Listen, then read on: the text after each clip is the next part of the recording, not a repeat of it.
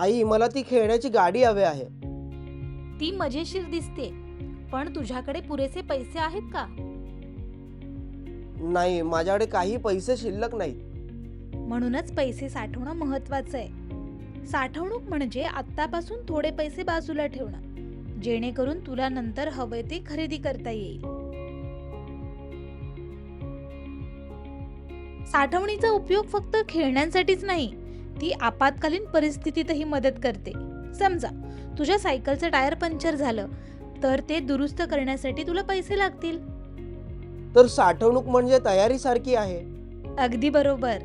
साठवणूक ही मजेदार गोष्टींसाठी आणि अनपेक्षित गरजांसाठी तयार राहण्याचा मार्ग आहे.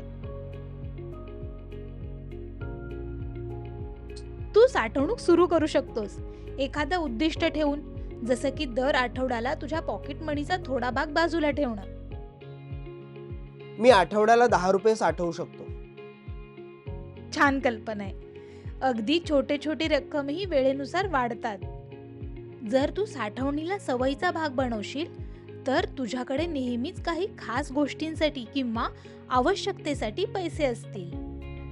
मी दर आठवड्याला पैसे साठवायला सुरुवात करतोय.